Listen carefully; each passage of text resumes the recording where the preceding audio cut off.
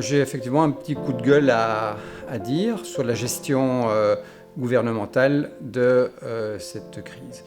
D'abord, le bon côté, je dois dire qu'ils ont effectivement très vite fait le confinement. Dans le développement de la maladie, ils étaient au moins 10 jours à l'avance. Par contre, je me pose certaines questions. Les questions d'abord sur le masque. Pourquoi ne pas avoir obligé d'emblée les gens à porter des masques, comme ça se fait en Asie? Je me pose des questions par rapport aux tests. Pourquoi, pendant si longtemps, on a permis à 2 labos simplement de faire les tests et de les limiter à 2500? Est-ce qu'il y a des enjeux personnels, politiques derrière? Idem pour les tests de sérologie. J'ai personnellement eu la chance d'avoir un échantillon d'un test d'une petite start-up liégeoise. Ça coûte certes 10 €, mais on l'interdit. Alors d'accord que l'INAMI ne rembourse pas un test dont la fiabilité peut être encore douteuse, mais pourquoi interdire les gens, les professionnels de santé qui veulent savoir où ils en sont et qui sont tout à fait prêts à le payer eux-mêmes? Autre question, pourquoi adopter un comptage aussi sévère en Belgique? Je trouve qu'on a exagéré. Qu'est-ce que ça fait? On a été un peu la risée mondiale.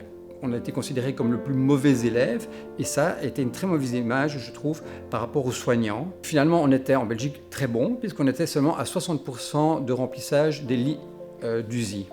Alors qu'on n'a pas dépassé 60%, pourquoi avoir interdit l'arrivée dans les hôpitaux de personnes âgées et on les a laissés mourir? Et ça, je trouve que c'est dommage. Au niveau vécu personnel, je trouve que c'est une période excessivement stressante. On a comme une chape permanente au-dessus de la tête, en cause d'un ennemi qui est omniprésent mais invisible.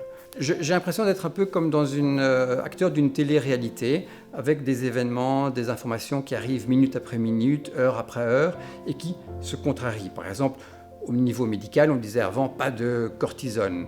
Maintenant, on lui dit au contraire, après 3-4 jours, il faut donner la cortisone. Au début, on disait que c'est une maladie purement pulmonaire, maintenant on dit que c'est thromboembolytique. La participation des ORL par rapport aux patients Covid aux soins intensifs, c'était les trachéotomies. Au début, on ne voulait pas en faire parce que c'était très dangereux. La trachée est l'endroit du corps où la charge virale est la plus importante. Donc il fallait vraiment éviter qu'il y ait des virus qui s'échappent.